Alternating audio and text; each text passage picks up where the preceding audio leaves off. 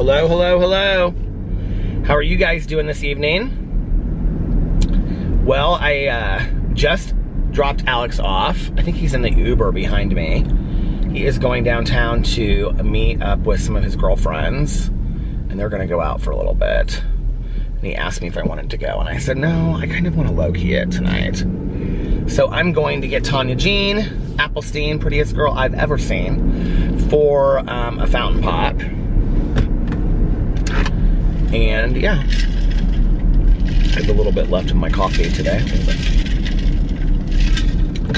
We went to Alex's, one of his holiday parties. He has like 3 this year for different work stuff. And we went to one of them tonight. It was really nice. And he wore like a blue velvet suit. And I wore these black pants and this black sweater. And then these ASOS shoes. And it was fun. We had a good time. Got to see a lot of people that I only get to see like once or twice a year. So that was nice. It was fun. It feels weird that it's almost like the holiday seasons again. Everybody was talking about it. And they did this one early because, you know, once you get into December, there's so many holiday parties and you know, then some people do their holiday parties after the holidays, and so they were like, well, we decided that we were going to do it early this year. So it was fun. We had a good time. They had like it was in this place called Bar Louie, which is like a restaurant in Carmel on the north side of Indianapolis. And then they had it upstairs. So it was like we had the whole upstairs, and they had like a buffet of food.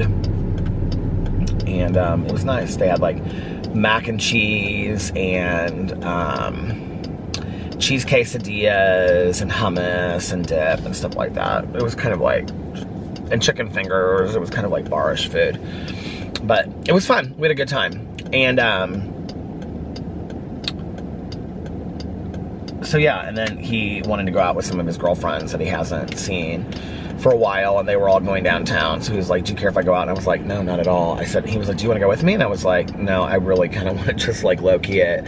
I was thinking about doing a live stream. If I get home not too late from hanging out with Tanya, I may, but I'm kind of thinking I might want to lay down for like 45 minutes or an hour and just get into bed and get cozy with the pups and watch TV for a little bit, because I'm just kind of like, just feels like it's been kind of a long day. I got up and I went and got coffee, and then I ran a bunch of errands, and he had a bunch of work stuff he had to do today, and I was doing stuff around the house. And then I went and I did a review at Dunkin' Donuts of their eggnog iced latte. And then I came home and I filmed a drama video about Jaclyn Hill on my Peter Mon channel. And yeah, and then that was like it. And then I wanted to like film some other videos, but the party started at 6. He didn't want to get there till like 6:30, so we didn't get there till 6:30, but I had to start getting ready, and it was getting late, so I just uploaded those videos, and yeah, that was it. I had a BookTube video I wanted to do, and I had a Peterisms video that I wanted to do.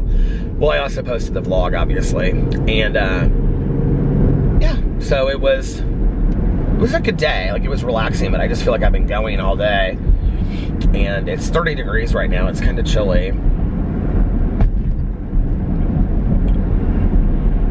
But it was a nice night. We had a good time. And then tomorrow, he and I are going to hang out all day long tomorrow. I'm thinking I might not even make any videos tomorrow except for my vlog.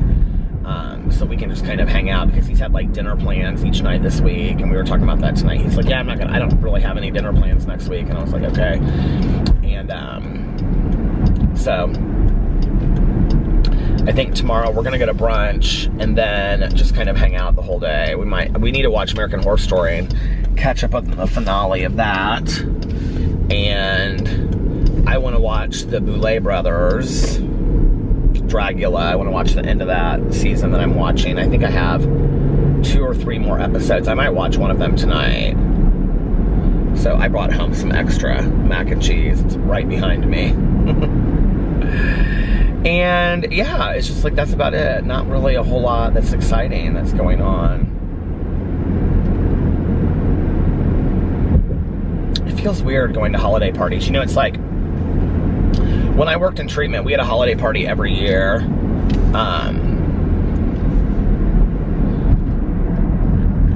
I've told this story on here before. I'll tell the whole story of the holiday party later, but so, you know, I worked at the same place for 13 years and we had a holiday party every year, but it was like the last Friday before Christmas, and it was always just like an hour, and it was in the auditorium. So with my ex and with Alex, like they both had very serious like holiday parties for different places that they worked. And you know, Alex has like some contractual stuff, so he'll have like several different parties that we have to go to every year. And there's been like, look, the party that we went to tonight, we've been going to for, this is our like 11th year going. And so it's just kind of fun. We go to some different Christmas parties or holiday parties every year, you know? But it's weird because I'm always like the spouse. You know what I mean? Like with my ex, I was always the spouse, you know, for like the 6 years that we were together. And with Alex, I've, you know, always been like the spouse or the partner that goes. And so I've never had like my own holiday parties to go to, you know, like even when I worked in treatment, like our holiday parties weren't like parties where you like took somebody to, because they were just like at the end of the day.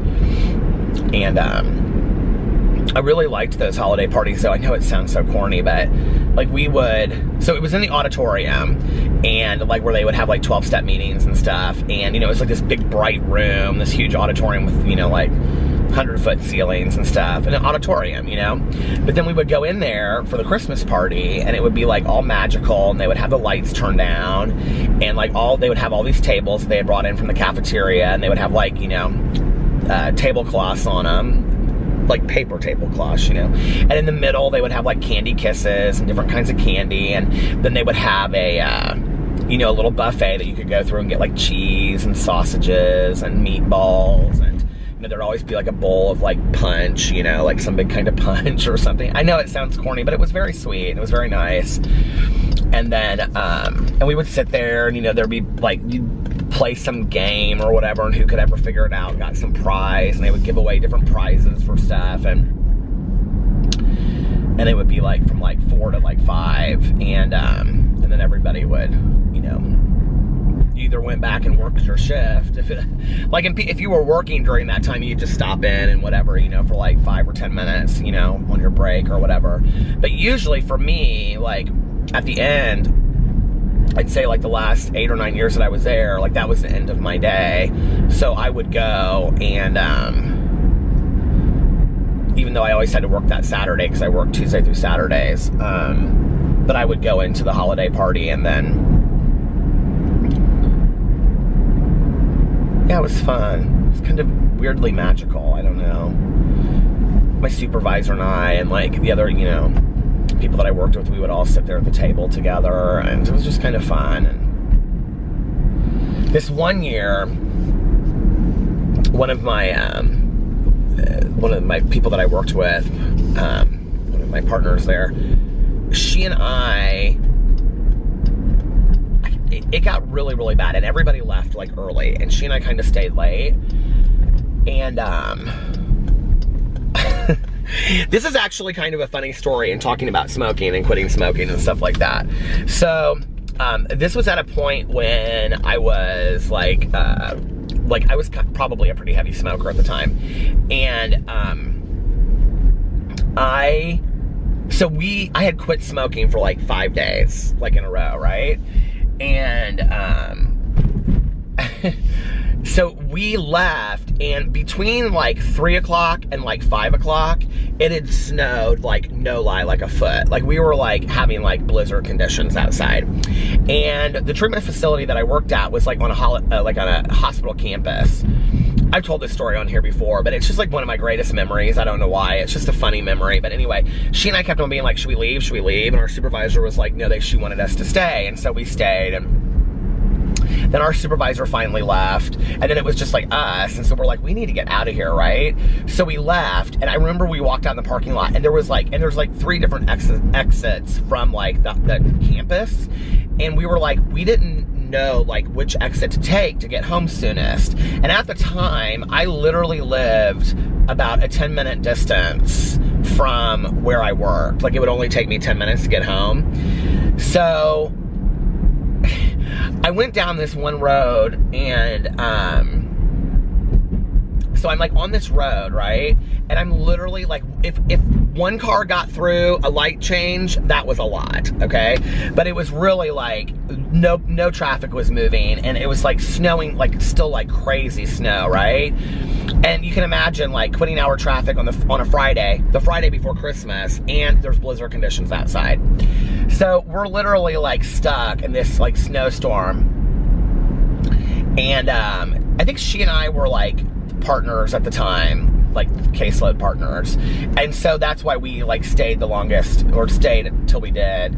So anyway, and I think maybe our supervisor told us to leave or something, I don't remember, but anyway, so I literally sat in this like gridlock traffic, which the other way is just like moving, right? And behind me is like a Burger King and a gas station and all this stuff, and I'm dying of thirst, and I'm like wanting a cigarette so bad. It's been like 5 days, you know, and I'm like in my car, and I'm like, oh my God, I'm dying, right?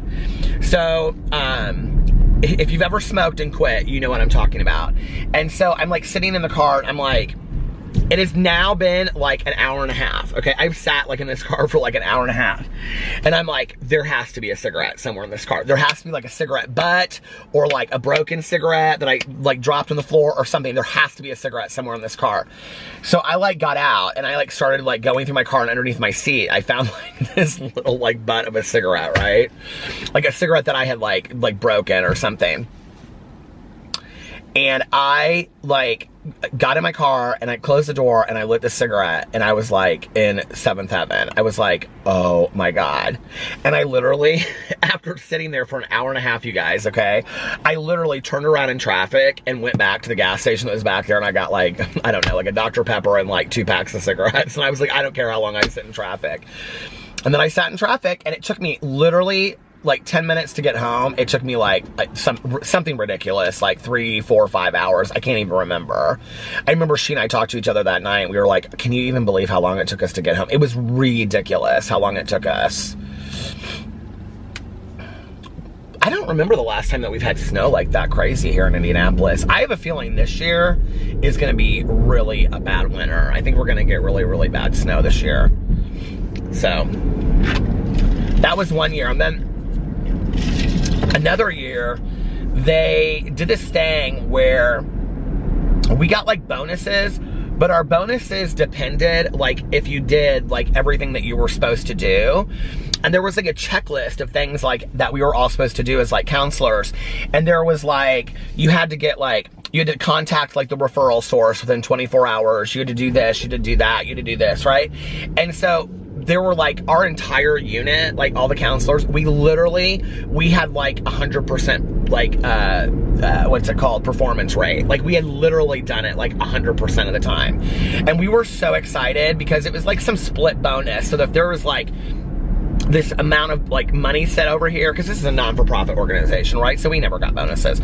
So there was like this amount of money, and then depending on how many people did it, depending on what kind of bonus that you got. But we didn't know how much money was set aside over here, and we didn't know like what our cut was gonna be. All we knew was all of us, we were like the only unit that had like 100% performance rate. And so your bonus was like based on what your performance rate was. So we knew that we were the highest, right? Well, I had a friend of mine at the time, my friend Scotty, that passed away this summer, and he worked for Seymour Tubing, which was it's a factory. They make like tubing, like big like metal tubing and stuff like that for anyway, so I don't, big warehouses and whatever. So anyway, they would get like quarterly bonuses of like $5,000 plus. So I for real thought that we were gonna get like this $5,000 bonus. I was so excited, okay? So they made us go across, like we had to go across, and like the entire board of the hospital stood up there, and they like shaked all of our hands, and they were like, thank you, thank you. And then like the CEO, she would stand at the end and she would hand us this check, and then we had to go back and sit down, and we couldn't open the check. They were like, you can't open the check until you know, get back to your office, or until you leave, or whatever, until the whole party is over, you can't open your check. And we were like, oh my God, this is gonna be so big. We should have known when they told us not to open that check.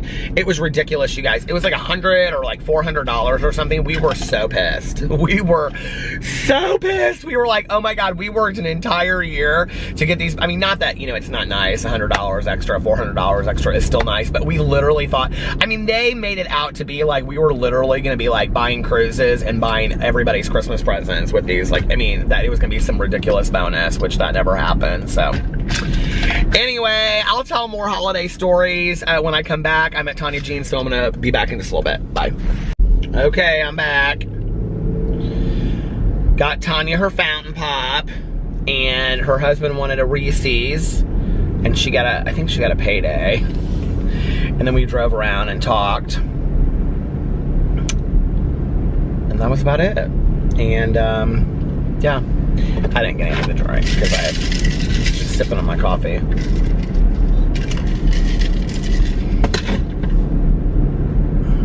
That was about my life. What was I talking about earlier? Holiday parties.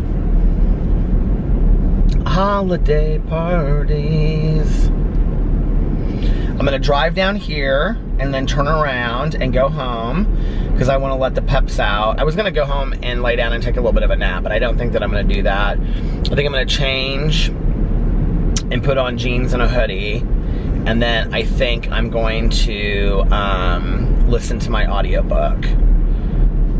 I want to listen to a little bit of Helter Skelter tonight. I've got to finish that before the end of the year. And I still haven't finished Let It Snow. So I think I'm gonna drive down here and then turn around and then head home. And I'm either gonna make it a short vlog tonight, or I will, oh man, he almost hit me. I'm like literally sitting at the light and they like turned and almost hit me.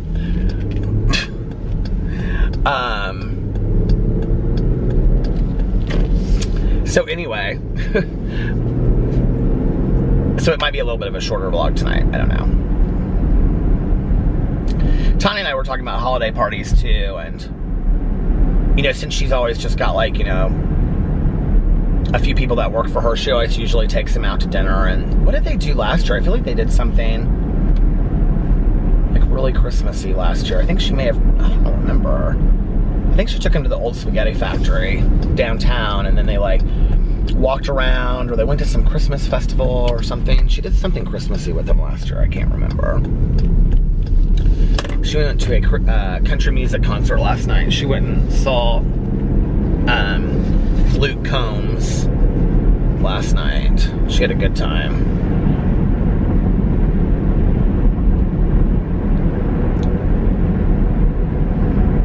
I have got to take my contacts out tonight. They're like, my eyes are tired.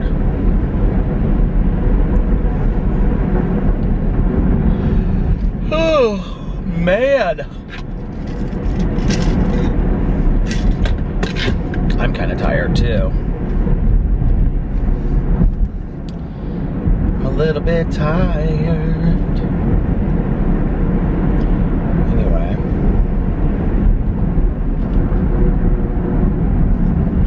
I need to go through and figure out what holiday books. Well, I need to do like a holiday inventory. I know that sounds corny, but I need to go through and see like all the movies that I want to watch this year and make a list of them. And then I want to watch like a lot of new ones this year, because there's so many like Hallmark and Lifetime holiday movies, that like Christmas movies that I've never seen, that I want to go in and I want to watch a bunch of new ones. Because I have a lot of favorites, but like a lot of my favorites are like Lifetime, Hallmark, country music, television movies, that there have to be other ones out there that I like. What's the one that I like about the Blizzard? It's like Christmas Comes to Willow Creek. Have you guys ever seen that? It's a really good one. About the guy that's he drives a semi, and He's like a truck driver. I think it's the guy that was in, is it John Anderson? Is that his name? That was in Dukes of Hazzard. It's like two guys. That's a great Christmas movie.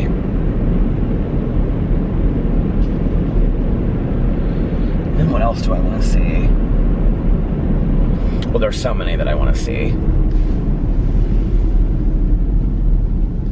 Why is that bus coming out of there? There's like a bus coming out of... Oh, it's full of people too. Coming out of Conner Prairie. I wonder what that's about. That's interesting. If it's a busload of prairie people. A bus, there's like Christmas lights up at Conner Prairie and stuff. I wonder what's going on over there. Tanya said that the holiday lights are up at the John Deere place. Oh, there's like a whole like place that you can walk through there with lights and stuff. We should go do that. What does it say here? Does it say, I don't know why I need to have my window down to see it, but I can't see what it says. Holiday worlds to explore. I'll have to get online and look and see what the holiday stuff is at Conner Prairie. I want to do some holiday stuff this year.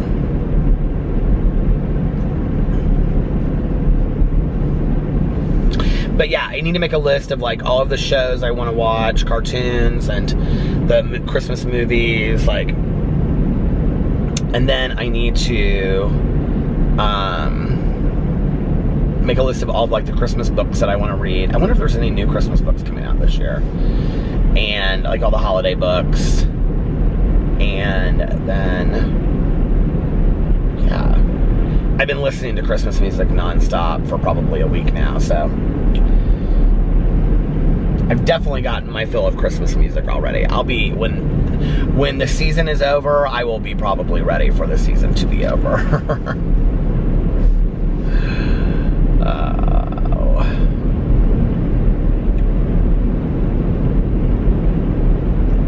My fanny pack, I have this box right here that's like, I don't know how to explain it, but like, you know, like a shipping box. And my fanny pack is like, I can't reach it because it's way behind over there. And I want my lip stuff in it, but it's like in there. Or did I put it underneath here? No, because Tanya was going through it and looking at it. She's like, oh, I really like this bag. And I was like, thanks. Maybe I can get it now because I'm at a red light. Christmas time is here.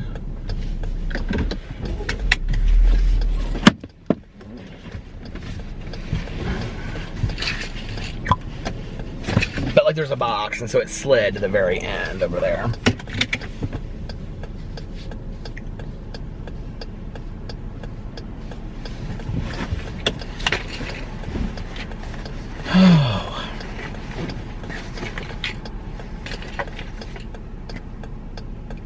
My aunt used to have these holiday open houses. I don't know why she didn't call them Christmas parties, but she would have these holiday open houses. And she would have like 4 or 5 like every season. And it would be like for different groups of people. And she would have it like for like really close friends and family. Which family was us, my mom and I. And Caroline and, you know, her husband. Is it like out of focus? Why is it doing that? And then she would have like, she had different groups of women that she did things with. Like, my aunt was president of Junior League, so she would have like all of her Junior League friends, and that would be like one open house. And then she sat on several boards in Indianapolis, and she would have another open house for all of that. And she would have all these different open houses. My aunt loved to entertain. And at Christmas time, I said to her one time, I said, Aunt Kathy, my God, you get so much stuff done, because she would make all these foods and wonderful like candies. She was a great cook. And she and my mom both, although my mom burned every cookie that she ever made, they would make cookies from a cookie press. My aunt used to make these beautiful cookies from a cookie press. I don't know if you know what a cookie press is, but it's like where you put the cookie dough like in the thing, and then you push it down, and then on the end of the cookie press you have like like what the cookie will look like. And so you push it down and it literally just like comes out of this like hole in the end, and then it like, you know, looks like a 4-leaf clover, or, you know, they're just beautiful, and they're like little cookies, and they're all like that big.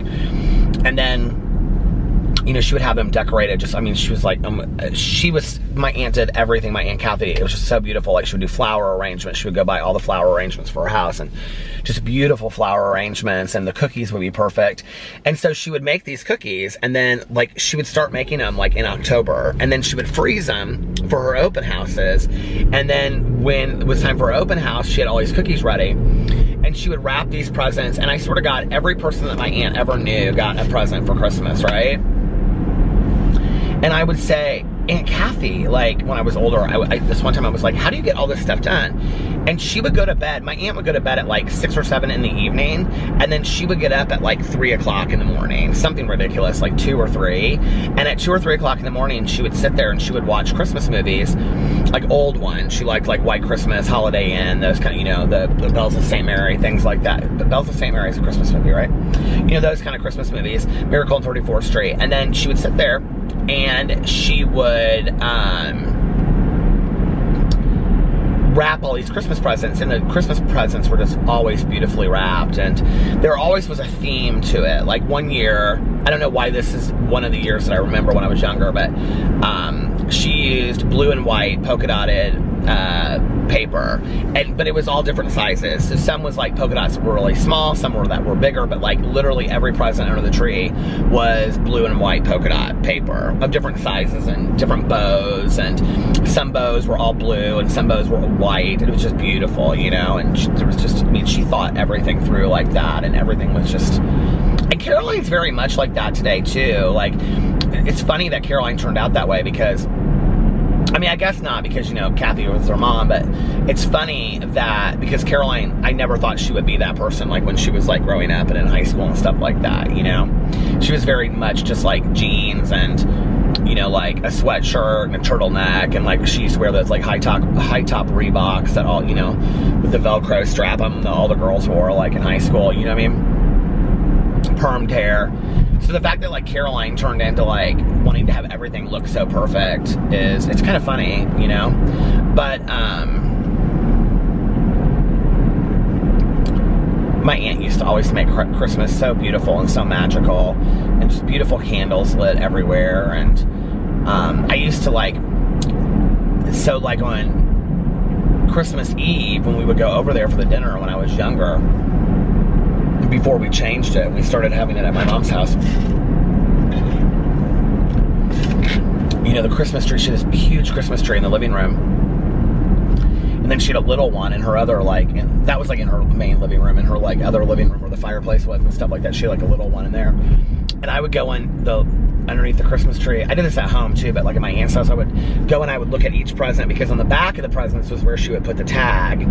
And it would say, you know, like, to Peter from, you know, Aunt Kathy and Uncle Dave and Caroline. And so I would get so excited, and I always knew which presents were mine.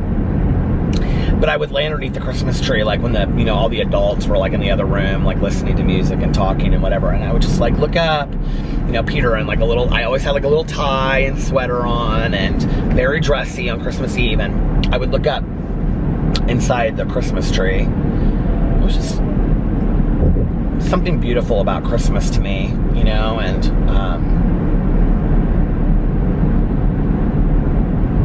I think like one of the things that I'm thankful for is that even though like I'm not a super religious person, I'm not religious at all, I'm very spiritual, you know, it was ingrained in me the idea of what Christmas was all about, you know. And so Christmas was very Santa Claus and Rudolph and everything at our house, but at the same time, Christmas was a religious holiday, and, you know, and we would talk about it, you know, like it was something that my mom would talk about, and more so my mom than my dad. My dad didn't really ever talk about it, but even though he grew up going to, you know, church all the time and parochial schools and stuff like that, but, you know, my mom would always say, let's not forget what it was about, and, you know, and the whole idea of the Advent calendar, you know, the Advent candles, we would do like, we would do Advent candles at my house. If don't know if you guys know what I'm talking about, but I think there's 4 Advent candles that you light before Christmas. I think it's 4. And so we would do all of that. Somebody just texted me.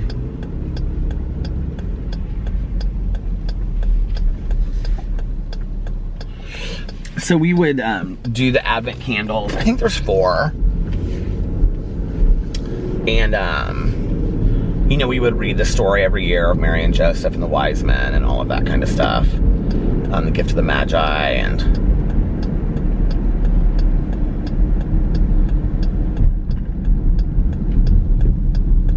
Christmas was always just very much a very still time for me, you know, when I was growing up. But I think, like, for me, the thing that made... I know this is gonna sound crazy, but like the thing that made Christmas the most magical for me was going into treatment at Christmas time. So my sobriety birthday is December 17th of 1994. So I was in treatment over Christmas and New Year's. And that Christmas, like, I told everybody I didn't want them to come and visit me in treatment, and very few people wanted to anyway. I mean, really, my family didn't want to come because they were so angry with me. And I did have 2 friends that came to visit me on Christmas Day, and I visited with them for a little bit. But I was like alone, you know, in treatment on Christmas, and it was blizzardy outside. It was like one of the worst winters we've had. And one of the things that made me realize and I hope I communicate this the right way, was that Christmas is literally just another day. It's, you know, it's no different than any other day of the year, except for what we do with it. Like, if we choose to spend time with our families, if we choose to do this, if we choose to do that, you know? So, like, even though I may joke and be like, oh, it's, you know, gotta go over to my in-laws or whatever, you know, like, well, I never really say that because I love my in-laws. But you know how, like, we joke and we say we have to spend time with our families, or people will be like, God, like, I have to go to my mom's house for Christmas and whatever. It's like, you know, until you realize that, you know, like, you know, I was stuck in a treatment facility over Christmas. Christmas had no meaning to me whatsoever that year. But it had every bit of meaning, too, because I had just been kind of given this new life. And even though I wasn't, like, sober with gusto, I wasn't like, yes, I'm so excited to be sober. Like, inside of me, it wasn't missed for 1 second, like, this gift that I was given. Like, I knew I should have been dead. Like, I knew that. So even though I wouldn't be sitting there saying in groups and everything, you know, like, oh, I'm so thankful to be sober this year. Like, I wasn't saying all that. Like, I was pretty thankful to be sober. Like, in a weird way. And I can remember, you know, like, standing outside, you know, and it was like just snowing and snowing and snowing, and I had this huge winter coat that my dad had, like, taken to the dry cleaners, and he had gotten dry cleaned for me because it just was so disgusting. And he brought it in there for me, and I would just stand outside, like, you know, I would wake up at like 3 o'clock in the morning. My sleep schedule was so horrible, and I would wake up at like 3 o'clock in the morning, and I would go outside, and I can remember it was in between this one hallway and where the cafeteria was, and that's where we had to smoke. And I would stand out there and I would smoke, and it would just, like, it was like so, like, the wind and the snow and everything, but it was so peaceful at the same time, you know? And it just was like, I felt very safe in there. I felt like it was a time for me just to work on myself. And so in a weird kind of way, it was one of my favorite Christmases looking back, you know? And I remember we woke up on Christmas Day morning, and they had put these little, like, real pine trees that were like this big. They came in like,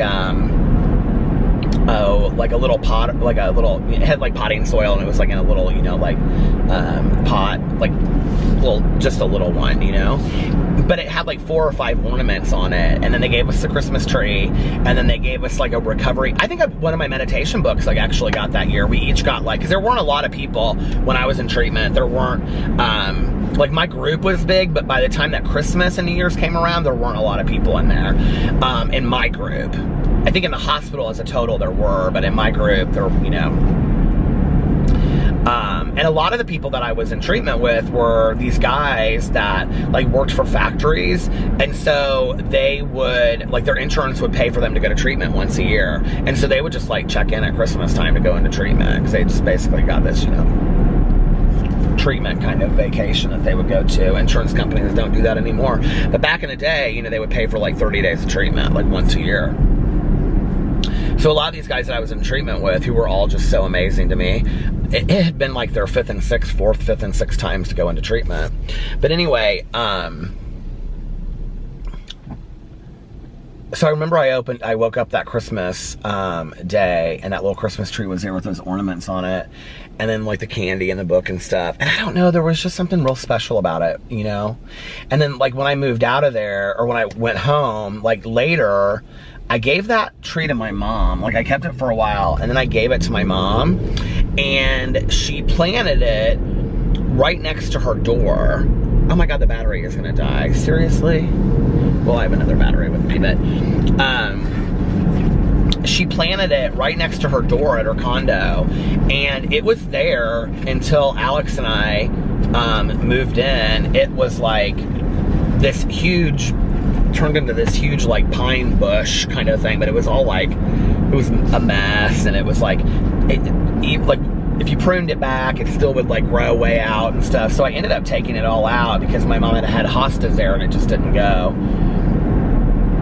And I took all of that out of there because at some point, like half of it was dead and the other half was like kind of like spinning out of control. But it was there, you know, for like 13 years, something like that, 14 years. It's crazy, isn't it?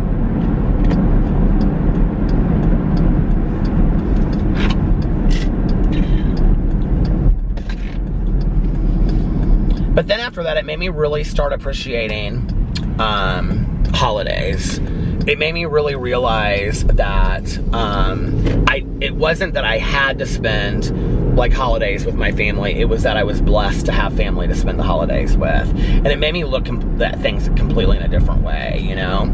And I just was really thankful for any holiday that I got to spend with my family, you know? And I hadn't been asked to go to anybody's for Thanksgiving that year because I was such a mess. My dad had called me right before Thanksgiving and said, like, okay, so here's the deal. You're not going to anybody's for Thanksgiving, you know, because basically I couldn't be trusted to show up sober. And my mom and my aunt didn't really know what to do if I showed up and I was a mess. And so he called for them and also let me know that I wasn't invited to theirs. So I had nowhere to go for Thanksgiving that year. And then my Christmas that I had, you know, I was in treatment that year, so.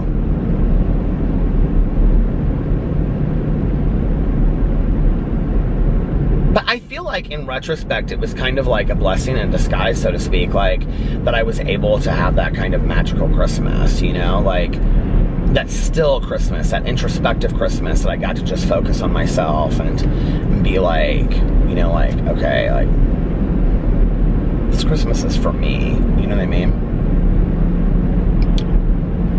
Okay, I'm gonna pull into a Conner Prairie entrance and I'm gonna change the battery. Probably not gonna vlog a whole lot more anyway, but.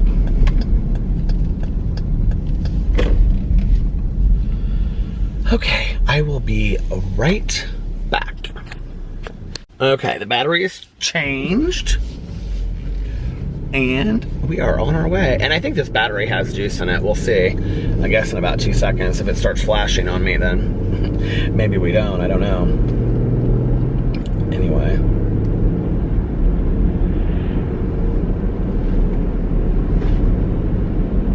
I was telling Tanya, you know, like, so I get up every day and I just kind of, you know, throw on a t-shirt and jeans, or, you know, like when it's warm, a t-shirt and shorts, or I'll put on my like hoodie and jeans and whatever.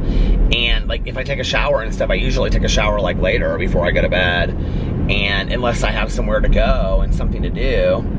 And but my life is such that now I like my life is such that I don't have a reason to get up, you know, and be like, okay, you know, shave and trim my beard and do my hair every single day and look nice and stuff, but I always feel so much better when I do, you know, that,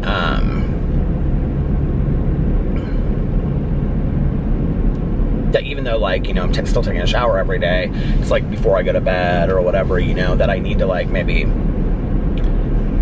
don't know, like, I've been needing to get more of a schedule, but I just really, to be honest, like, I like to stay up late and I enjoy being up. I was kind of tired earlier, but now I'm kind of awake.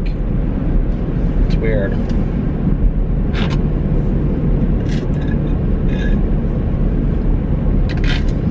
I remember this one Christmas.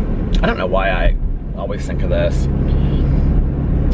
And it was funny because I said something to my aunt about it a couple years before she passed away, and she totally didn't remember it. But so, you know, she would have these like parties on Christmas Eve and you know, all around Christmas and stuff. But it would always be Christmas Eve, and because at some point, you know, like we would leave or, you know, go home, and, you know, or we would be put to bed or whatever, and so there was like this, you know, there are a lot of people there, 20 or 30 people at my aunt's house, and people are talking and, you know, drinking and dancing, and so, you know, it's fun, it's a party. It was very Auntie Mame-ish. I grew up in like this very kind of, if you've ever seen the movie Auntie Mame, I grew up in that kind of, you know, culture, which isn't great for kids, but at the same time, it was fun to grow up in, and it was, you know, characters and eccentricities, and it was fun, you know, it was like, it was kind of fun. I mean, Caroline and I would sit there as kids and we would just like watch it all go down, you know, it was kind of fun.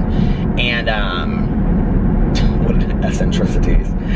But, you know, like a lot of eccentric people that were artsy and different, and it was fun just to sit there, you know, and I feel really blessed to have grown up with a lot of the people that my parents had in their lives. Like, I grew up with some very cool, artsy, different people, you know, that I don't think I would be who I was today if it wasn't for them. And,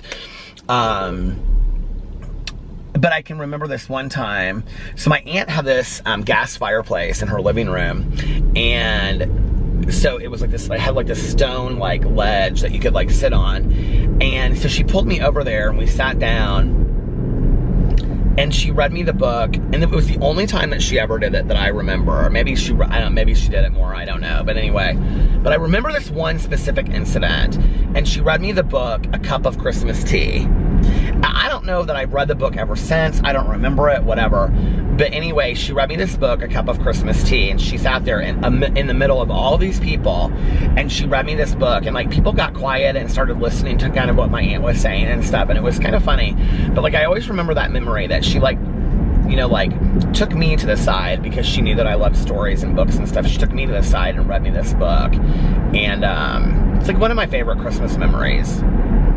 I don't know why. I always think about that, like, you know, like with Caroline and I, there weren't a lot of other kids there. It was Caroline and I and a bunch of adults, and we were all like kind of just running around, she and I, and like I can see us like underneath the dining room table and, you know, like talking about people or like playing a game in the back room, or, you know, we always play with like Fisher-Price people. We were obsessed with the Fisher-Price people, and but like the holidays were always so much fun. They were always so magical, and we would get over there early, and then it would just kind of go on all night long. We would all be all so dressed up, and it's funny because like I can see it in my head, and I would love to like, I wish I could just like take a picture of what it looked like and show it to you guys. You know, like my aunt and uncle had this like huge stereo system in their living room, and it was like this wood stereo system. I don't know if anybody ever had one of these, but you like lifted the middle part of it up, and it was a record player, and it had these knobs where you could also play the radio. But they would play like Christmas albums, and they would play like Perry Como's Christmas and Joy to the World and all this kind of stuff.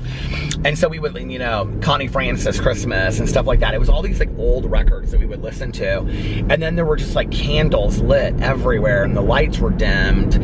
You know, and my aunt had all these kerosene little glass. They were very cool. They looked like eye drops. Do you know what I mean? Like the eye drop kind of thing. And they were like these kerosene lamps.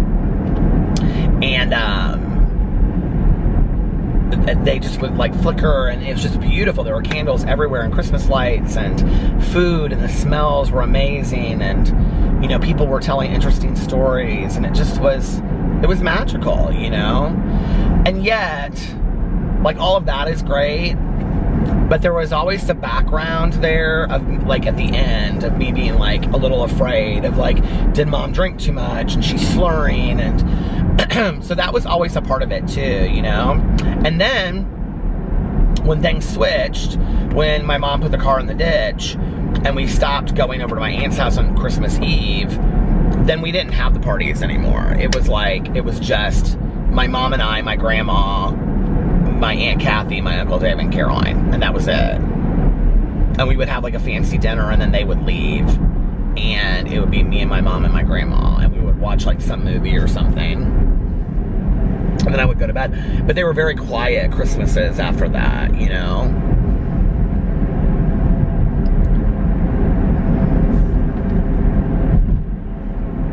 When my mom and I got sober,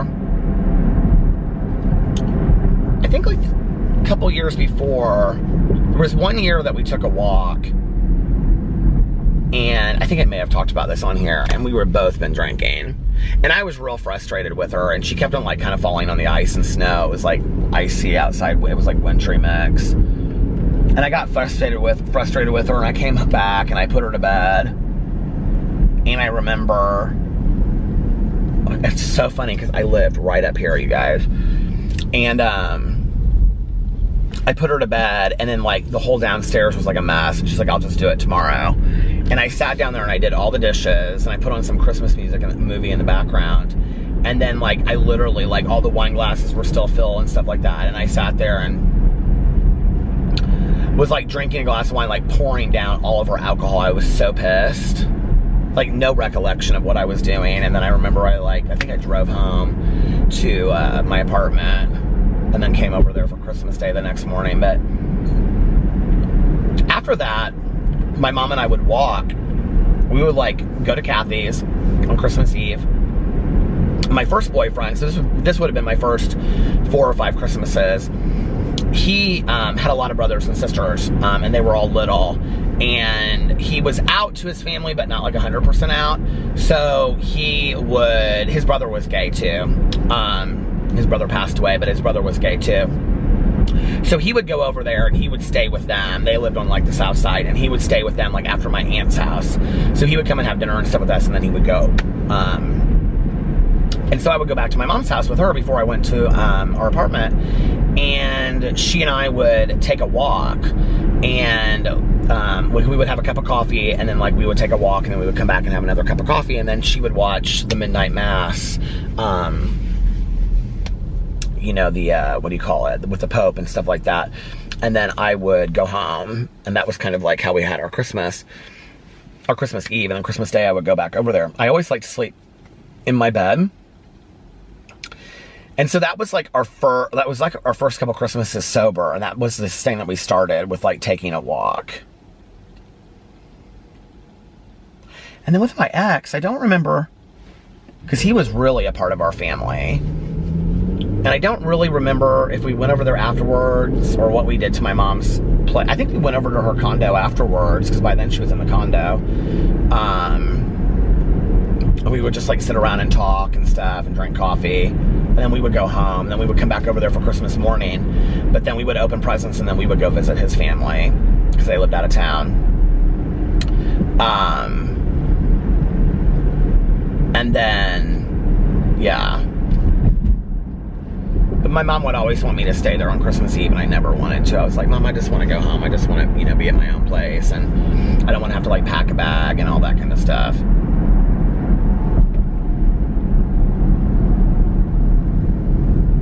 Christmas is so different now, you know? Like, not in a sad way. They're not honking at me this time. They're honking at all of them over there. But, like, not in a sad way, but I guess kind of like, you know, like, even Caroline and her family, like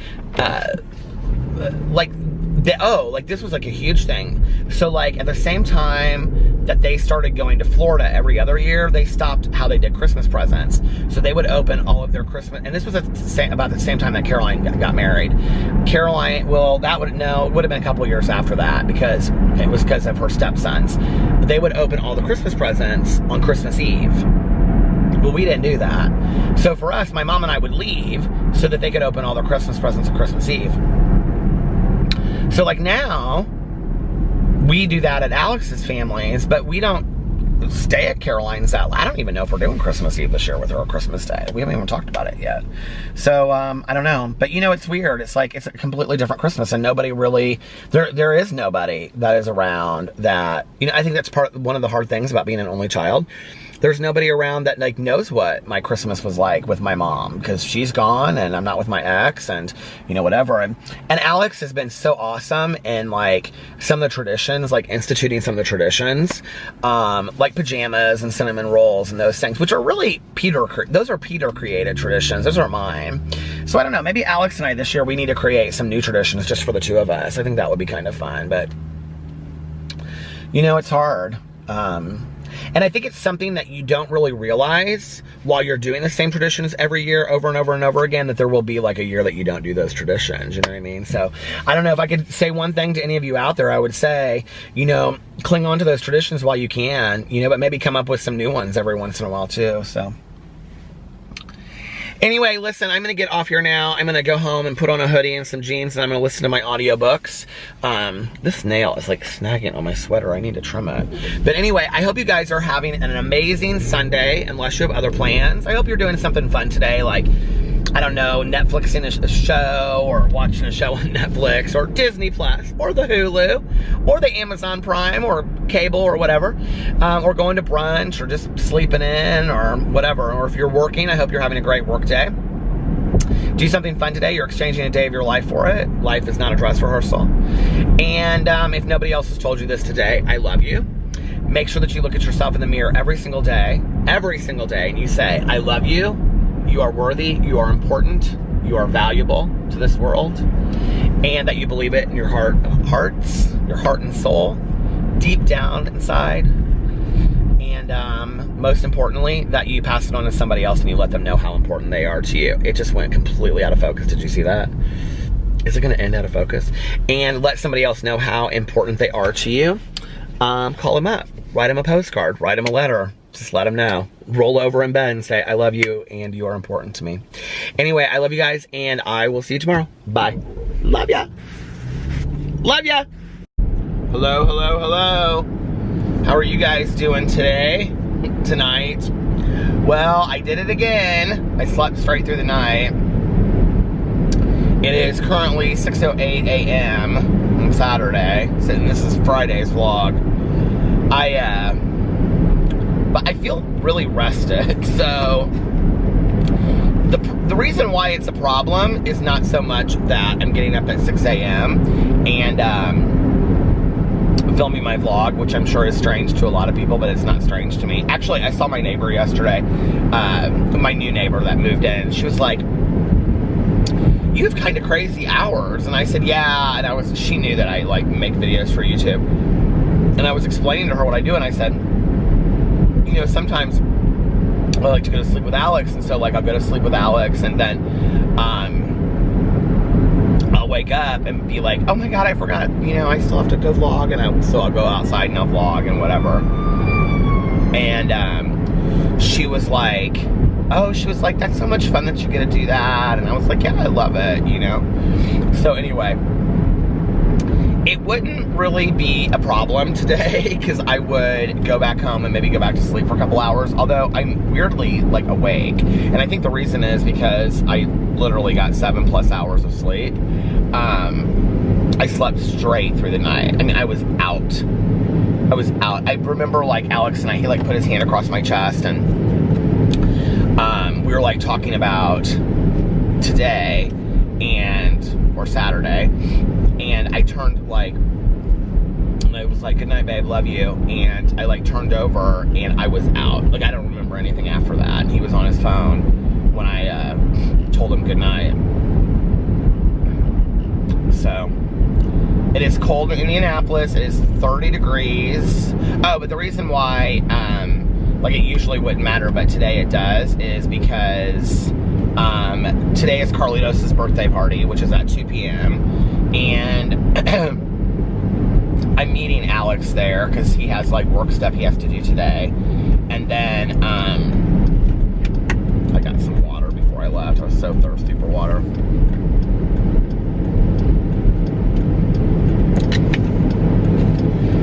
know, and of course I want to make videos and stuff. So we've got to figure out a time to do that because we're apparently going to his birthday party at 2 o'clock. I'm sure that will probably go 2 hours, 3 hours, and then we're supposed to go back over to Carlos and Liliana's for like, to hang out and do like birthday cake or something over there. So it'll end up being this very long deal. Well, I also have my audiobook that I have to listen to. And so my plan had been to really drive around tonight, Saturday night, and listen to like 4 hours of it. That had been my plan, to listen to 4 hours on Saturday night and 4 hours on Friday night, sorry, and 4 hours on Saturday night, and then have the whole thing done. I know there are some people that are like so confused right now, like what day it is and whatever, watching this. It doesn't matter. It just doesn't matter. It's like Janis Joplin said, it's all the same effing day, man. But you know, like, I was gonna listen to 4 hours on Friday night. I was gonna get my vlog done early, and then, because that's why I laid down at like 10:30 and something like that, and I was gonna lay down from 10:30 to like 11:30, I think is when I set my alarm, and then get up, and I was gonna vlog from like 11:30 to 12:30, and then I was going to listen to my audiobook till like 4:30 in the morning. And then tonight, I was gonna listen to like another 4 hours throughout the day, and then I'd have the book done. Well, now I've screwed myself because it is the day before the live stream. We may have to move the live stream. I just don't know how I'm possibly gonna get this book done in 24 hours. I don't know, I need to talk to Mel about it today. I mean, it's not like it's a huge ordeal. There's only like 30 people that come to the live stream, which is great, you know. I mean, I've never in a million years thought I'd ever have a book club that had that, you know, 30 to 50 people that attend. Here's my coffee lip balm. There's like 2,000 people that are active, like, well, 2,000 people in the book club. And of course, not everybody reads the book every month, but there's quite a few people that read the book that just don't come to the live stream. I would do the live streams on YouTube since I figured that out. But last time we guested a bunch of people.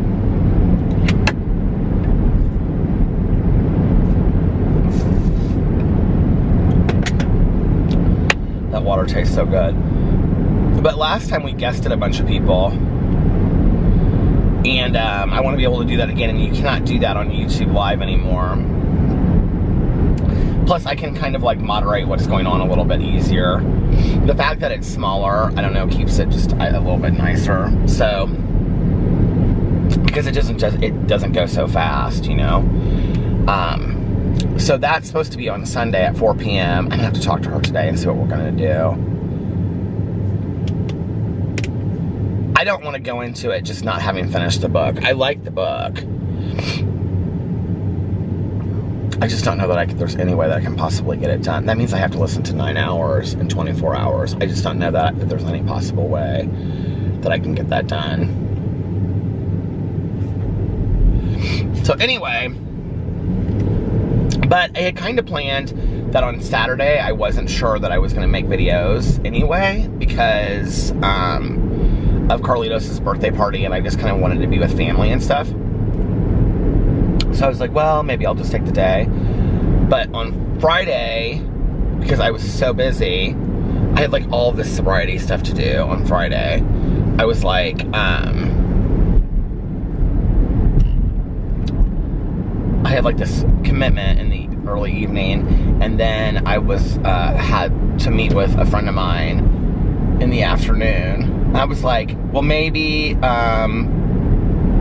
I ended up making videos on Friday. So, okay, what did I do? I got up, and like I said, this vlog, did I say this already? This vlog is not gonna be super long. It just can't be, you guys, today, because I have too many things. I'm on my way currently, well, I'm in the direction of, whenever I finish vlogging, I'll probably go in there and do it. I'm in the direction of going to get Carlitos' birthday present. Alex already got him something. He got him a bunch of Spider-Man stuff. apparently when he was at Target, so Alex got off work yesterday and he went over and picked up Sarah, and then they went to Target and he bought Carlitos' birthday present. He was gonna get it from both of us, but I was like, no, I want to get him something too. So when he was there, he FaceTimed Carlitos and was showing him stuff, and I was like, well, that makes it real exciting for the kids. So he got him like the Spider-Man stuff. He really wants a remote control car, so I think I'm gonna get him a remote control car is what I'm gonna do.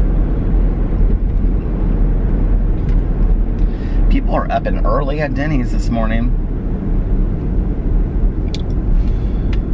So yeah, that's the direction I'm going in. But anyway, what was I gonna say? So this is gonna have to be a short vlog today.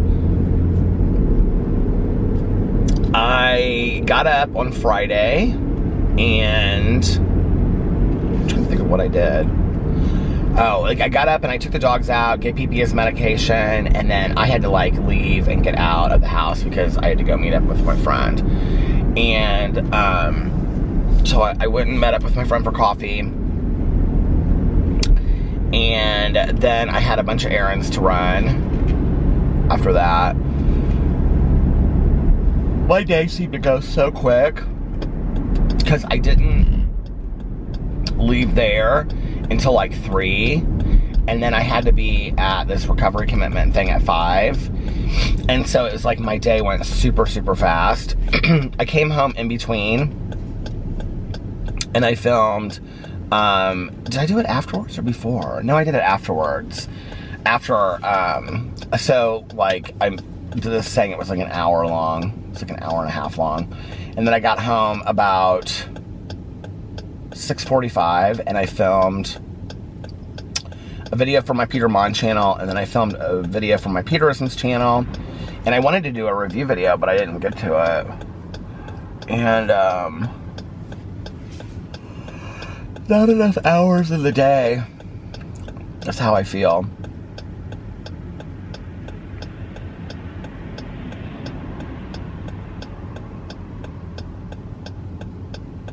I was thinking about this yesterday because I announced my book and my Peterisms channel so I'm going to start doing this like every month on my Peterisms channel. I'm going to read a book. There's going to be like, it's like kind of like a read along, not necessarily like a book club, but like a read along, self-help or motivational book. And so for November, I'm reading The 4 Agreements and by Don Miguel Ruiz. I've never read it before. I heard it was fantastic. And, but I was thinking about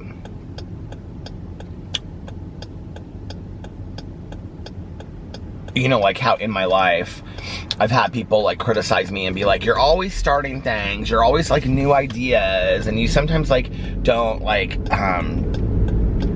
your ideas never, come to fruition, but a lot of times they do, A lot of my ideas that I've started, like a book club or like a vlog or whatever, have taken on a life of their own, or YouTube.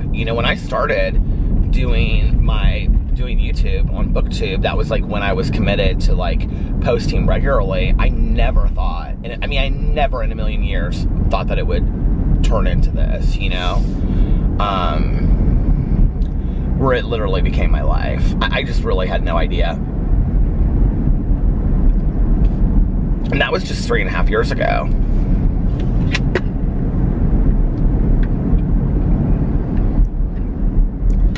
So it's crazy how, much your life can change in such a short amount of time. I posted this picture yesterday on my Instagram, and I was like, can't wait to be back. It was like from Miami, and I was like, can't wait to be back in Miami, or be back in Miami next week or something. Will be our second home, hopefully very soon or something. Oh my God, I got so many people from like my personal life that called me and was like, are you moving? Did you not tell us something? Blah, blah, blah, whatever. Like Melissa texted me and she was like, are you moving to Miami? What's going on? I was like, Melissa, we were just at your house last night. Don't you think we would have told you? And But we have kind of been on the down low looking at houses, and it's been very exciting. We have some areas picked, and we kind of did anyway, that we, like, areas that we were looking at. I would love to be right in South Beach, but that's just not realistic. It's just too expensive. And as much as I like that Brickell area, which is one of the areas that we looked at, I just don't know that we can afford that. Like, I just don't want to be house poor for a second home, you know, that we're not going to be in all the time. And it's not really in an area that you could Airbnb it. I mean, you could, but I don't know that. I don't know.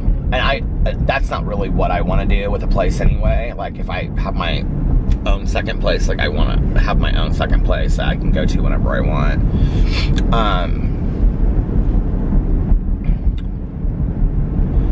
But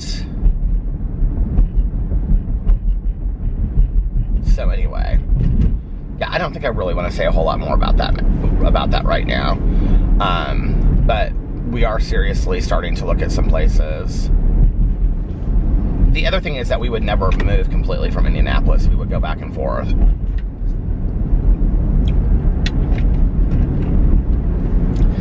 PP had a great day today. He was weird. I don't know if maybe it's the weather and now he's used to it or what, but he woke up today and what is this sandwich called? It says, is it called the Pilgrim? And it's like all turkey.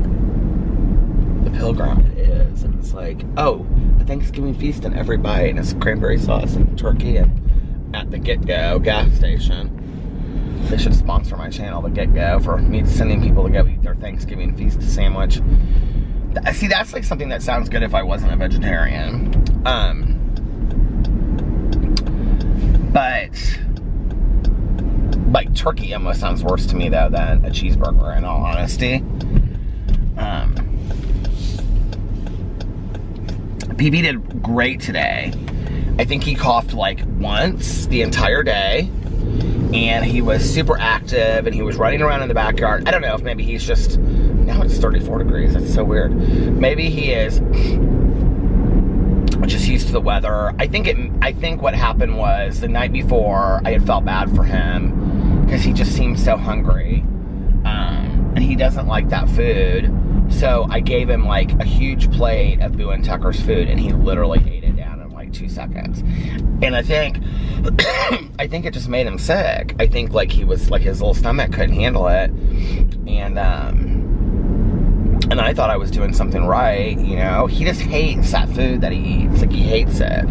Like, tonight we put it down and he wouldn't eat it. And you know what was so funny was, I stood in the kitchen finally and I was like, PP, I was like, that food is perfectly fine. You need to eat your food, PP. And he looked up at me and then he started eating the food. When I stood right there, he ate it. Like, ate it. And, like, not like just nibbled around it, but like he ate it. But then he did that for like 5 minutes, and then he looked up at me and he like walked away. And like half the plate was left. I was like, damn it, baby.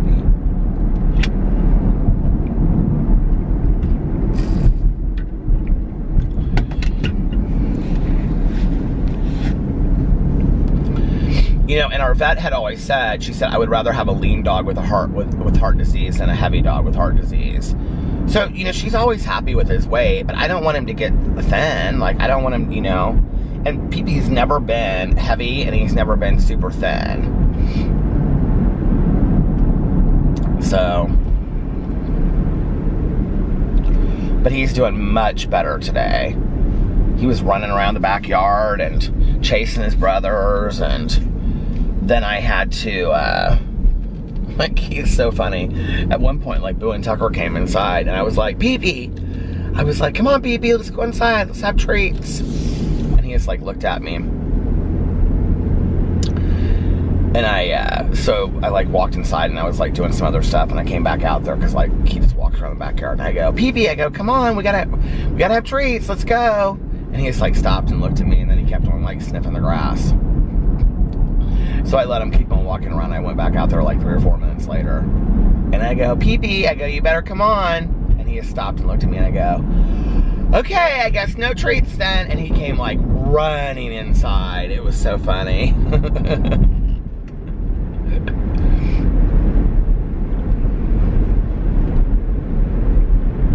It's so weird, you know, like Alex said to me yesterday, he said, I'm starting to worry that maybe Pee-Pee is starting to wind down. You know, that they, because like a lot of what we've read, I need to stay off those articles, but like, my vet always tells me that. She's like, every situation is completely different. Do not read articles about that stuff. But, you know, they'll say, oh, dogs with heart disease start to wind down and they get real lethargic at the end and they lose their appetite. You know, it's like, so I pick, you know, and choose symptoms that Pee-Pee has and put them all together and basically say, well, it's over, you know. And then I get real worried and real stressed out. And so Alex was like, yesterday, he was like, because Pee-Pee just didn't seem himself at all. And he was like, I think maybe he's starting to wind down. And Alex got real upset. And I was like, oh, I'm not ready for this. You know, I'm just not. I'm not ready for my life to change that drastically, I guess. And, I mean, we don't have any control, you know, over when pets go. I get so many, you know, comments in the comment sections from you guys. It just breaks my heart for you when you're like, oh my, you know, I lost my dog today, or and I always feel so horrible for you guys, you know. And I mean, I know it's a part of of life, you know, but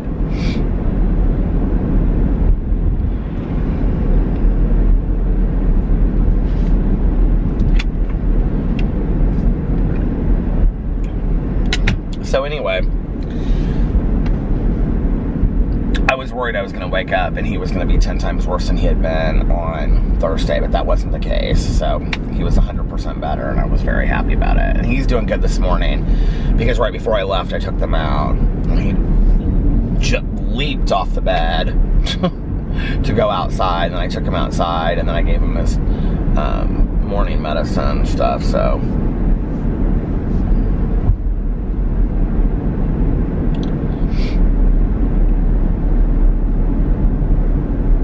Anyway,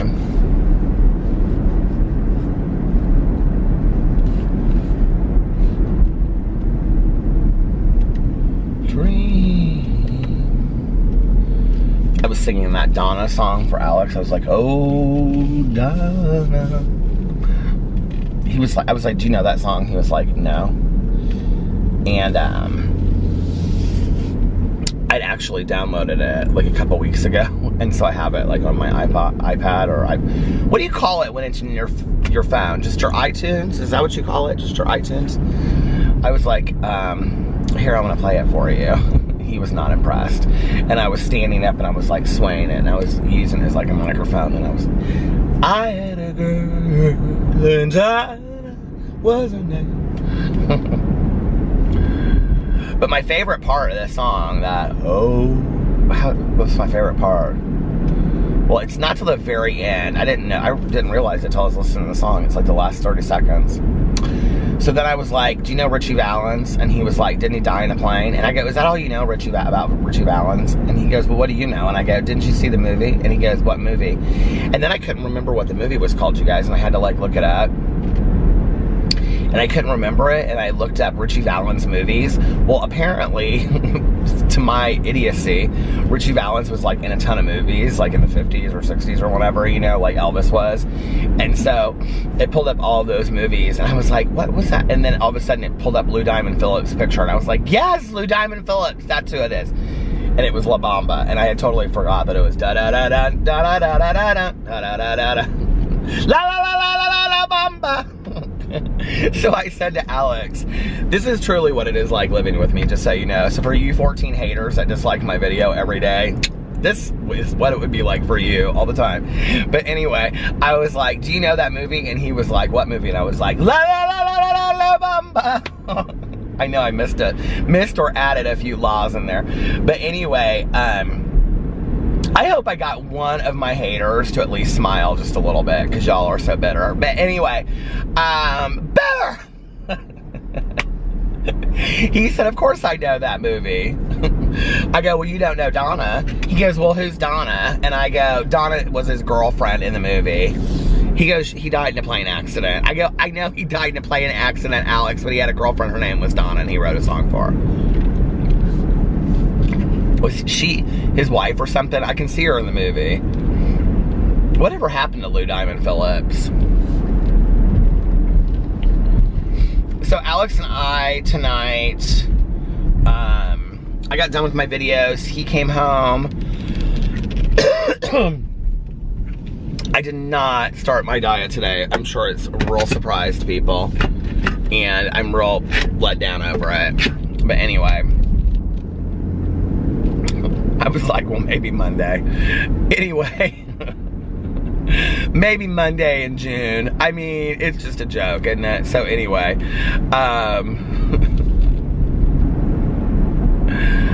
I got food, not healthy food either. I got Burger King. And so anyway, and sat there and ate, and he had all this chili, and we watched both episodes, the last 2 episodes of American Horror Story that we hadn't watched. It's so still on the, I was at the end and didn't even know it. It's so still on the lake this morning. But we watched both episodes of American Horror Story that we hadn't seen. And, yeah, it was good. I might have gotten Burger King and a Crunchwrap Supreme. A black bean Crunchwrap Supreme. And my husband might have had several bowls of chili and 2 cookies from Melissa's. Look, it was Friday night.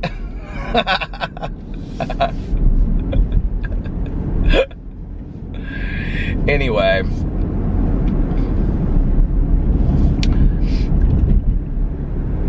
So, yeah, so we watched American Horror Story. I'm trying to think of what the episodes were.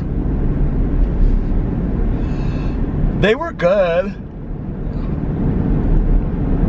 It just doesn't seem very cohesive to me this season. I'll have to say, this is one of the seasons, American Horror Story, it's called 1984 if you're not watching it. And it's basically like modeled after like 80s horror movie, of which you know I love.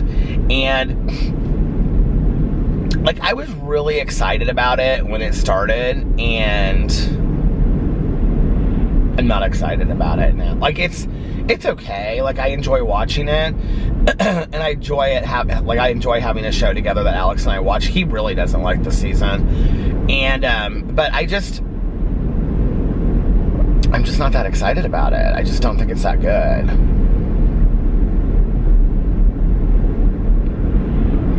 I find myself talking about other stuff. Like we were sitting there, we both love Billie Lourdes, I think is her name. And so he was like, he said something about her tonight. And I said, I love her. I said, she's fantastic. She was in Scream Queens too. And he was like, she just came out of nowhere. And I said, she's one of the richest women in Hollywood. And he goes, what? And I go, she's one of the richest women in Hollywood. And he said, we have this argument every time, he forgets who she is. And he goes, from doing Scream Queens in this show, no she's not. And I go, her mother was Carrie Fisher, and her grandma was Debbie Reynolds. I don't know why I can always never remember it's Debbie Reynolds. And I said I think she and her brother split the inheritance or something like that. Or she and Carrie Fisher's brother split the inheritance or something like that. And he was like, really? I was like, yeah. I go, Carrie Fisher, Princess Leia from Star Wars. He's like, I know. He was so cute tonight. Alex had all the dogs around him. But then because all the dogs, Boo and Tucker were like right together. It was so cute. But because so he sits down and then he puts a blanket over his lap. And then the dogs like all sit on the blanket around him. But then he thinks that is a reason to have me go get him things. So he was like, I have some sprees in there. But he said they were sweet tarts. He was like, I have some sweet tarts in there. Can you get those for me? And I went in there. I was like, you mean sprees? He's like, yeah, sprees. Can you get me my sprees? I was like, yeah, sure. And he was like, can you give me another blanket? Like, is there anything else you want me to do? Because you can't get up. He's like, I have the dogs. He kept on going, I have the dogs. I'm laughing. Oh, man. I met a girl.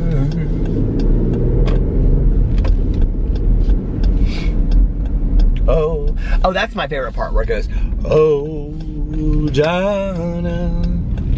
But that's at the very end, in case you want to know. It's like literally in the last 30 seconds.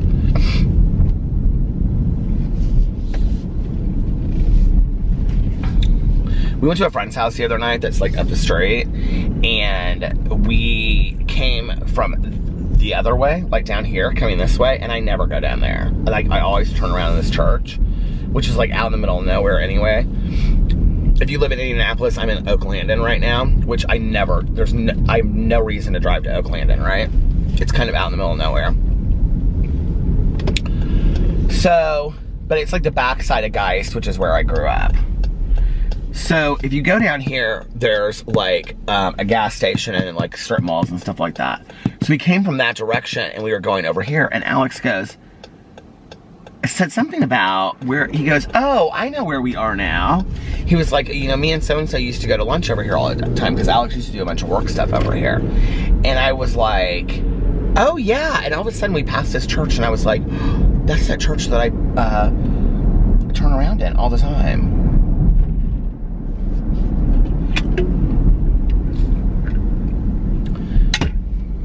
It's at 800. The street is 800. Like 800 North or something. I can't see what it says. 800 Northwest or something. And I thought it said Boo on it. I was like, oh my God, it's Boo Street. That's so hilarious. And all of the corn is gone out here.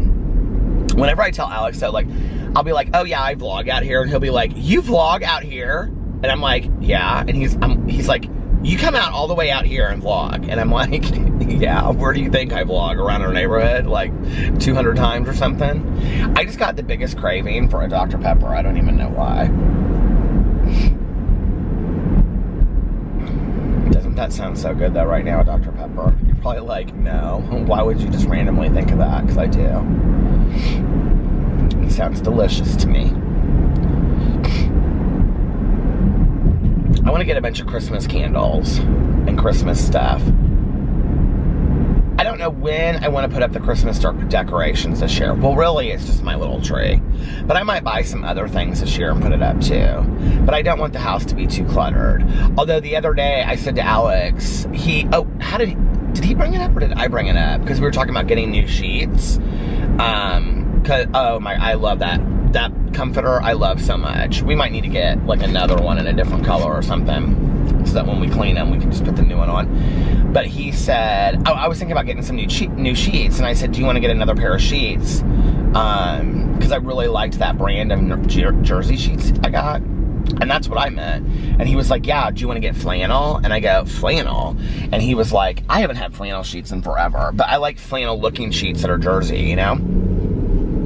And he was like, yeah, you know, and because I had said to him, I said to him like a month or two ago, like, could we get some flannel sheets? So I like how they look, and I think they're cute and masculine and stuff. And he was like, yeah, he was like, we can get some flannel sheets. And then the other day he like mentioned it. He was like, are we gonna get the flannel sheets? And I was like, well, we can.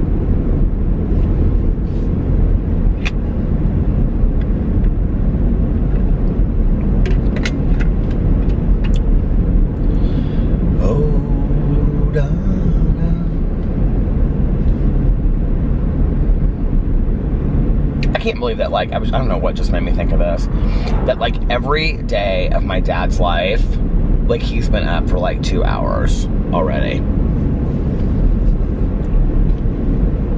Like, I know if I went to my dad's house right now, like he would have like read the newspaper, had like his first 2 cups of coffee for the day, and be like completely showered and dressed for the day, even on a Saturday.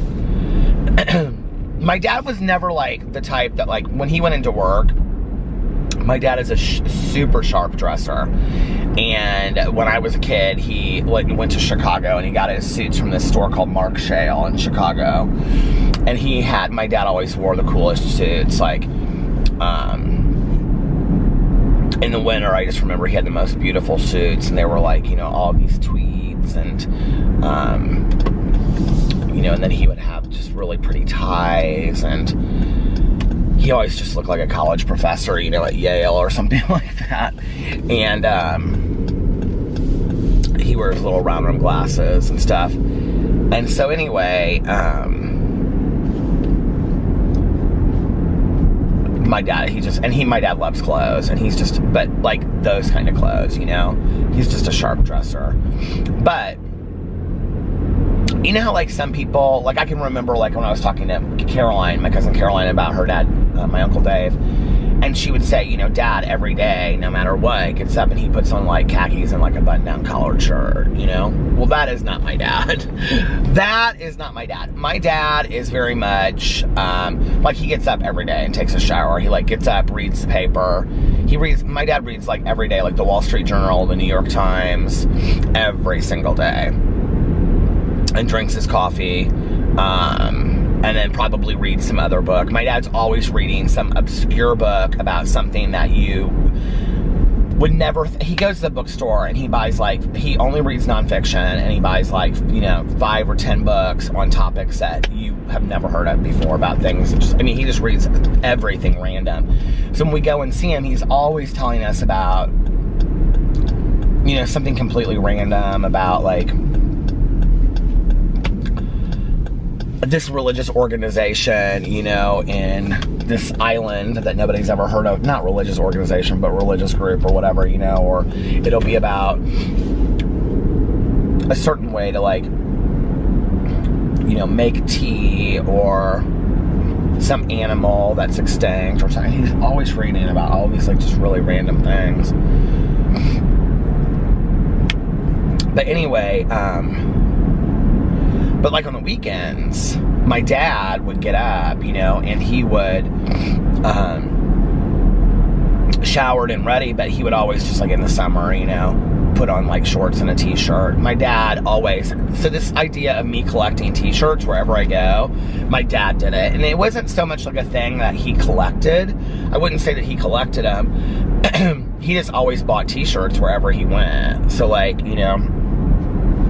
my entire childhood was filled with my dad. My dad has worn Patagonia since I can remember. And he always would wear these grayish or khaki Patagonia shorts that were kind of mid-thigh. But they were sailor shorts. Because, my dad always was on a boat. And because he had his own sailboat, and then he just was always on sailboats. He did a lot of medical missionary work on sailboats and stuff like that. So then he would have a t-shirt on top of it that would say Honduras or, St. Thomas or something. He had all these t-shirts, mostly from the Caribbean, that he would wear. And that he would grab in the airport or whatever, or some bar that, restaurant, in these places.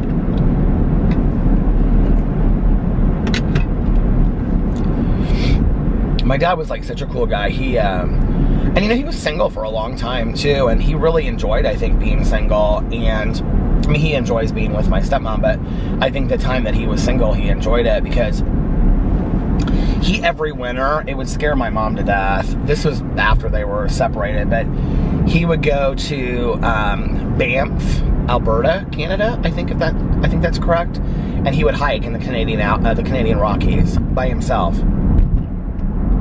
I have several t-shirts from when I was a kid that said Banff on them, and he did too. But he would hike there when he was a kid, or when I was a kid, by himself. He would go up there for 2 or 3 weeks.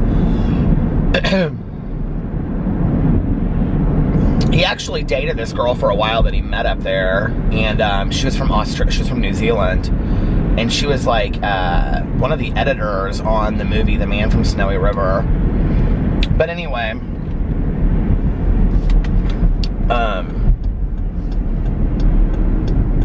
she was a world traveler. That was before people just had a backpack and traveled, I remember. I remember he was so excited. She came to visit. She stayed for an extended period of time, and we watched that movie, which I don't think I ever really understood. But anyway, and at the very end, her name was in the credits. But my dad, that was when he did a lot of traveling like that. That's when he did like a lot of the medical work, like in Honduras and places like that. My mom would be like,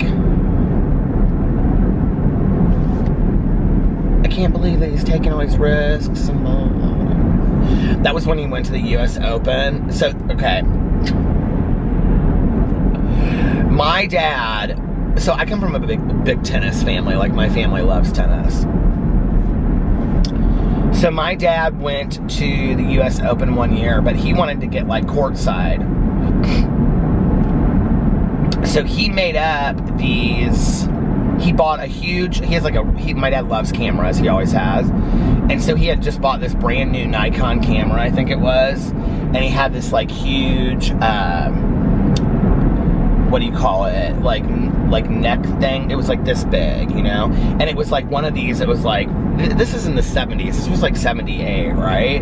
And it was like, it looked like a camera strap, but that was like woven, like hippie woven, you know what I mean? It was very artsy and colorful. And he like grew a beard out so that he looked like just some like random photographer that was like, you know, and then he had these like jean cutoff shorts on, and like he has pictures of himself at his house, like, okay, and like these huge tube socks pulled up, and then he had on like just some t-shirt that said like St. Thomas or something on it, and he went with this huge camera, and he literally, I mean, this is back in the day, like today you couldn't do it probably, you know, but that he made this like some, I can't, like Sports Illustrated or something like that. He made a press pass and laminated it. He laminated it and everything, and he went there and got courtside and literally got pictures of these guys courtside and at the US Open in New York City, and has pictures of him like, you know, down on one like, you know, knee like this, like taking pictures and stuff that people took of him. That's so funny that my dad did that.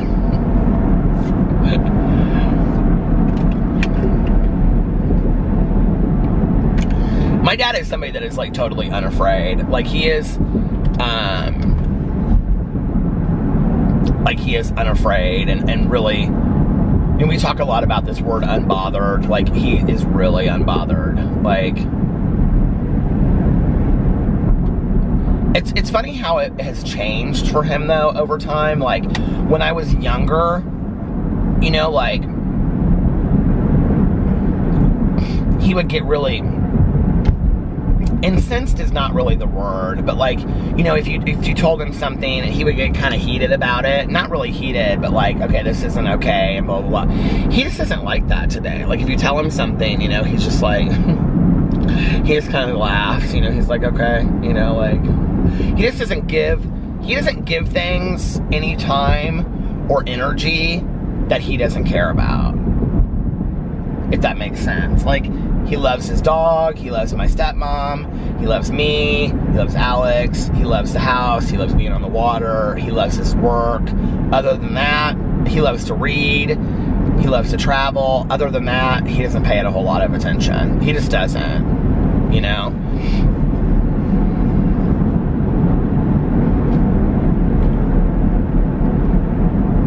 My jaw is hurting, I don't know why. Boo Radley is always the last dog to wake up, usually. Well, Pee-Pee has been the last couple days, but Boo Radley usually is. And Tucker's always the first one to wake up. But tonight, Boo Radley, I had to wake him up to take them outside. And Boo Radley was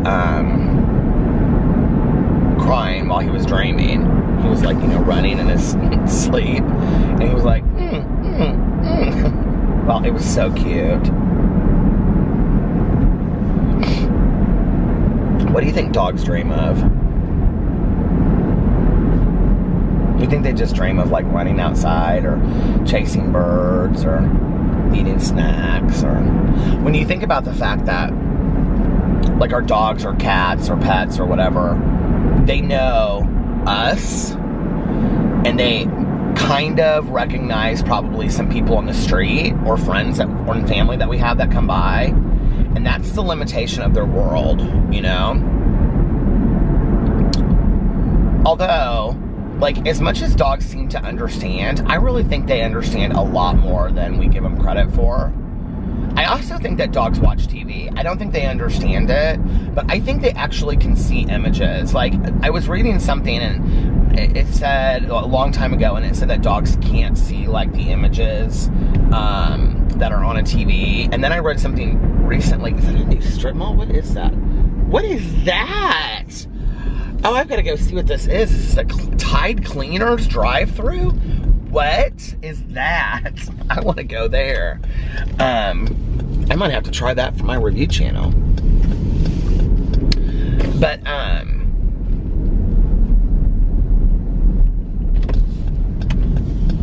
then I read something recently and it said that dogs do know what is, this is like a brand new thing. It's kind of back here and kind of hard to get to though. That they do know, like when they're watching TV, what they're seeing. Which is funny because like our dogs watch TV. Boo Radley has no clue what's on that TV. But PP kind of watches it and he kind of goes like this and watches it, you know? Tide Cleaners. I don't get it. Drive-through entrance.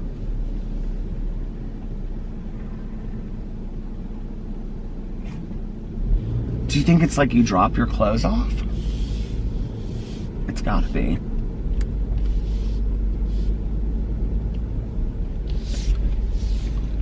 I'm gonna look it up because I wanna know. I wanna know if she really loves me.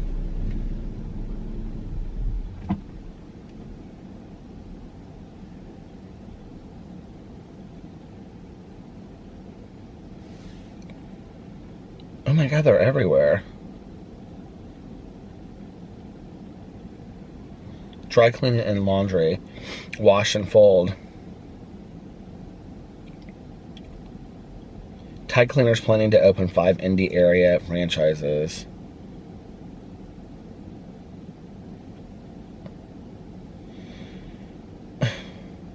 Why can't I get to the article?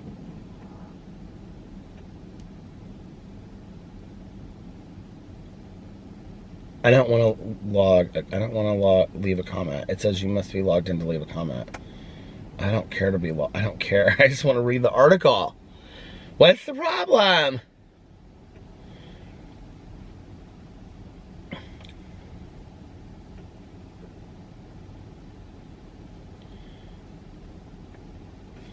Tide Cleaners provides personalized washing, folding, dry cleaning, and alterations. The future of laundry care, brought to you by America's #1 trusted brand. What are people going back to all of that? Like,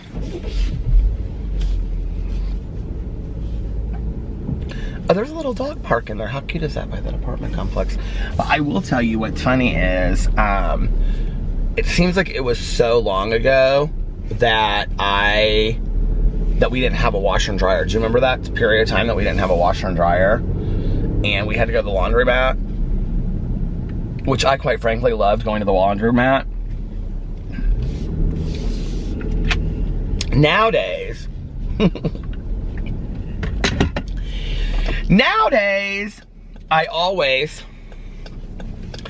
it seems like, well, I don't right now because our washer and dryer is so fast that like, I put a load of wash in and then I get it done and then that's it.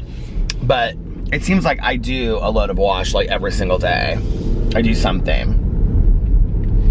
Whether it's towels and linens. I need to do towels. We have so many towels though. We don't have so many towels to clean. We have so many towels, period. So like we clean them and then we put them, you know, away. And then we have more towels that we bring out because we always buy towels. It seems like whenever there's like a sale like on nice towels, like, well, Alex is good about that, about buying towels. I usually buy like the bedding and he buys towels.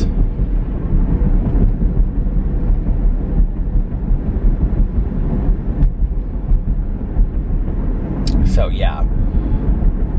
But I used to like always, like once we got the washer and dryer, I would always have something in the washer or the dryer and, you know, be like running it. I don't so much. I wonder if that place is open, that Rise place. It's interesting to me that a lot of these like brunch places are not open at 5 till 7 on Saturday morning. I'm really kind of surprised by that. I think Patachou's open by now. It's at the end and I didn't know it. I said this was going to be short, and look, it ended up being long. I'm awake now. I don't think that I'm going to be able to go back to bed, which is fine, because then I can just make my videos for the day that I want to make and stuff. But, part of the problem is I don't know what I'm going to make my videos about just yet. Well, I could drive around and listen to my audiobook. God knows I need to do that, so.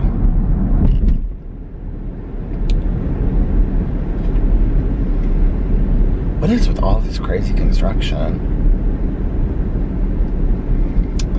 Anyway, I think I'm gonna get off here now and just make this a little bit shorter, and I'll try to vlog longer tomorrow, you guys. Oh my God, this huge detour. What does it say?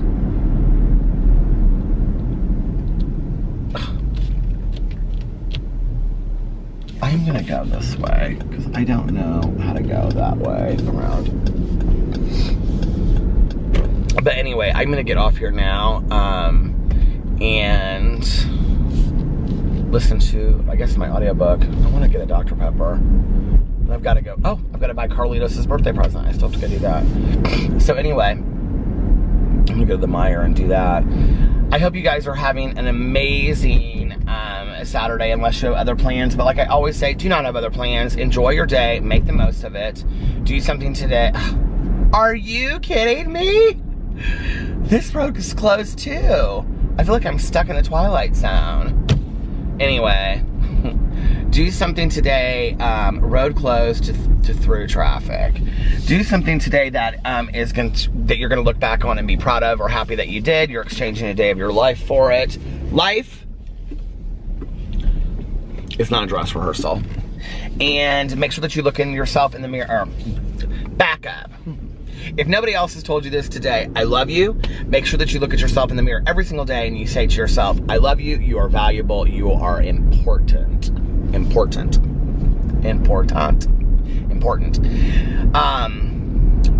And you allow yourself to know your own self-value and your own self-worth. You gotta start telling ourselves that on a daily basis. And most importantly, make sure that you pass it on to somebody else and let them know that they are important to you. Live your life with compassion, love, and kindness. And I love you guys, and I will see you tomorrow. Bye. Love ya!